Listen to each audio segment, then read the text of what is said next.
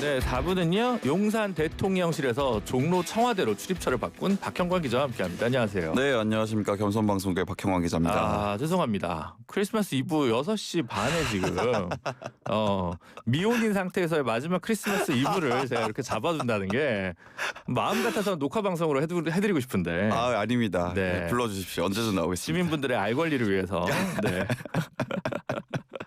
네, 하여튼 뭐 그렇습니다. 뭐 저도 네. 마찬가지긴 한데 저는 그래도 기혼이니까 네. 조금 나을 텐데, 네, 안타깝네요. 청와대 이전 시작을 한 거죠.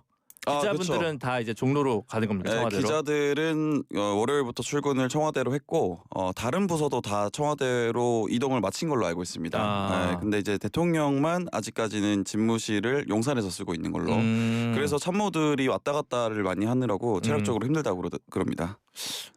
세종과 서울이 아니라 용산과 종로로 왔다 갔다 하는데 체력적으로 힘들다고요? 힘들다고 합니다. 네. 문제가 좀 있는 거 아닙니까? K 군기가 좀 없어진 거 아닙니까? 정신이 없다 네. 정도로 마무리하겠습니다. 네. 네. 이게 그 날 것이 나온 것 같은데 허위 조작 정보 아니죠 이거는? 아닙니다, 네, 아닙니다. 아니라고 알겠습니다. 막 대통령실 홍보는 네. 여민관에서 실장들이랑 같이 대통령 집무실이 있어서 네. 그 본청 거기 그 유명한 그 진짜 청기와 건물 안 본관이죠. 쓴다라고 네. 하는 걸 되게 강조하는데 문재인 정부 때도 그러지 않았나요? 뭐가 달라요?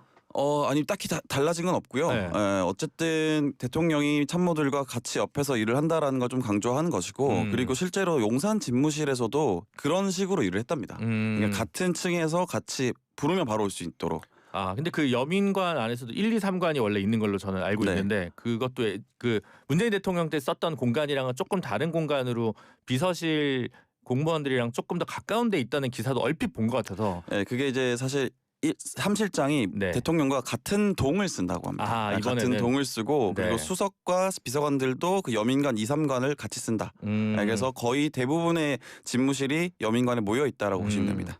사실 그 건물들은 그렇게 좀 오래된 50년이 넘었죠. 네. 네. 그리고 뭐 비싸게 지은 건물도 아니고 그냥 네. 보면 좀 멋이 없어요. 남루하죠, 좀. 네, 맞습니다. 네. 그래서 사실은 그 여민관 화장실도 많이 낙후돼 있고 네.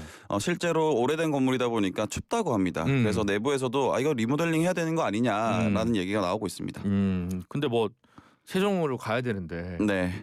리모델링을 하겠다고 해도 좀 이상할 것 같고. 근데 세종으로 가더라도 이제 임기 말이기 때문에 2, 3년은 좋게 2, 3년은 더 써야 되거든요. 네. 하여튼 잘 모르겠습니다. 뭐가 맞는지. 아무래도 이제 핵심적인 국가적 과제 차원에서는 이 안보와 보안 이슈와 관련돼서 네. 사실 용산에서 이전할 때도 문제가 많았지만 다시 청와대로 가면 뭔가 좀 뚫려 있지 않았을까라고 하는 우려도 있고. 그렇죠. 개방돼 있었기 때문에. 네, 만반의 그 사이 혹시 이런 사태를 준비해서 다른 뭐 나라들에서 정보기관에서 도청을 심고 뭐 그런 불안감이 있을 수 있죠. 우리 정원에 도청 장치가 있다 이럴 수가 있지 않습니까? 네, 만반의 하지만 준비는 돼 있는 겁니까? 대통령 경호처가 그렇게 만만한 곳이 아니다 정도로 얘기를 들었고 네. 그것 때문에 많이 준비를 했다고 합니다. 실제로 그래서 관저도 조금 늦게 들어오는 것 아니냐라는 얘기도 있습니다. 다만 관저를 외부 관저로 쓴다라는 얘기도 있는데 네. 대통령실에서는 그냥 청와대죠. 이제 청와대에서는 그럴 일은 없다. 들어오긴 들어올 거다. 근데 다만 시기는 아직까지 특정할 수 없다. 뭐 기사에서는 1월 초가 될 거다 아니면 상반기가 될 거다라고 얘기는 하는데 시기는 아직 특정할 수 없다 정도로만 얘기하더라고요. 그러면 아직 네. 대통령은 한남동 관저에 있다. 맞습니다. 그러면 출퇴근 시간은 더 길어지는 거잖아요.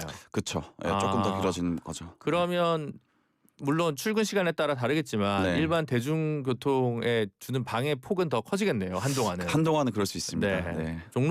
청와대 있을 때는 그 안에서 있으니까 네, 네. 대중교통에 방해가 안 되는데. 네. 아 그렇군요. 네, 갑자기 종로에서 출근하시다 막히면 대통령 지나가다 보다라고 생각하면 될 것 같습니다. 네. 통일교 특검 얘기해 보죠. 갑자기 통일교를 민주당에서 특검을 수용했습니다. 사실 지난주 갤럽 조사에서도 지지층에서도 확 한 3배수 차이 나는 네, 네. 그 수용 여론이 딱 네, 맞습니다. 드러났잖아요. 국민의힘 당원보다 민주당 당원의 그 통일교를 원하는 정도가 훨씬 컸다로 볼 수 있을 것 같습니다. 근데 이게 분석이 달라요. 저희한테 인터뷰한 박수현 원내 수석 대변인은 네. 이거 당정협의회에서 얘기한 거 아니다. 당정협의는 네. 그런 거 얘기한 데가 아니다. 이것은 정청래 대표의 고독한 결단이다.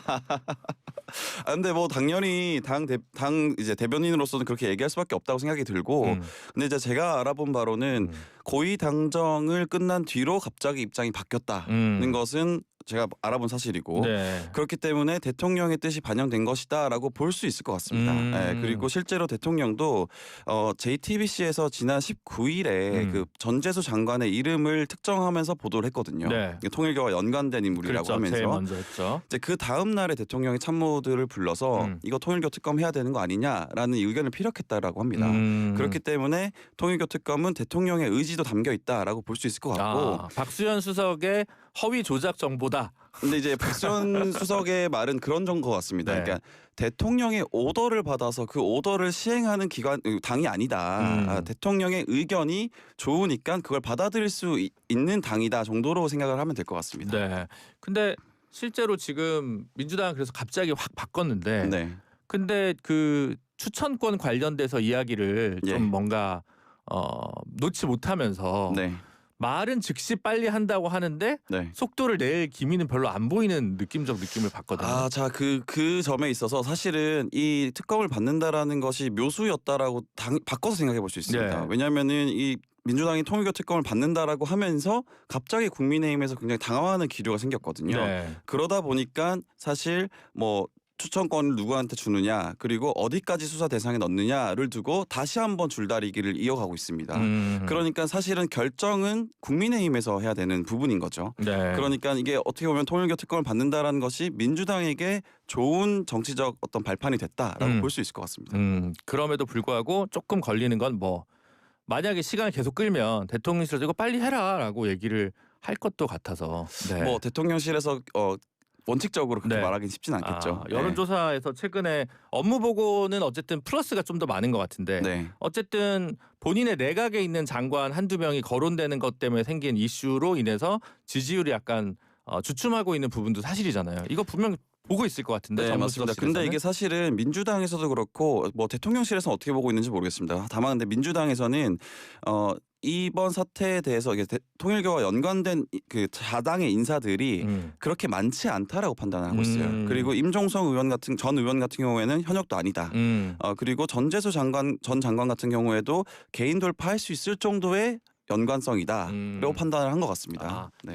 특별히 읍참 마속은 없다. 네, 맞습니다. 네, 그래서 오히려 국민의힘에서는 더 딸려올 수 있는 통일교와 연관된 사람들이 더 많을 것이다 이렇게 판단이 들고, 사실 특검에서도 보면은 그 김기현 당대표가 됐던 전당대회 때 보면 당원들 국민의힘 당원으로 가입한 통일교 이제 교인들이 3,500명이다. 특검에서 확인한 것만. 그리고 통일교인이자 국민의힘 당원인 사람이 12만 명이다라고 확인이 됐기 때문에 이 통일교 특검을 하면 오히려 국민의힘에서 좀 더 난감할 수 있다라는 정치적 계산이 있는 것 같습니다. 네, 알겠습니다. 요 얘기도 좀 해보죠. 갑자기 대통령실의 개입, 대통령의 발언 없이는 이해할 수 없는 또 하나의 정책 변경이 충남 대전 충남 통합 메가시티입니다. 네. 갑자기 툭 튀어나왔어요. 네, 맞습니다. 그래서 사실은 이제 대통령은 원래 메가시티와 관련해서는 많이 만들고 싶어 하는 입장이에요. 네. 그리고 이게 대선 공약이기도 하고 지방 분권에 관심이 상당히 많기 때문에 그렇게 지방 분권을 해야 또 서울의 집중도, 초과밀화되어 있는 서울의 집중도도 좀 분산시킬 수 있는 부분이기 때문에 다만 이 메가시티를 하려면 국민의힘의 도움이 절실합니다. 동의가 있어야 된다. 네, 맞습니다. 동의라기보단 도움이 필요합니다.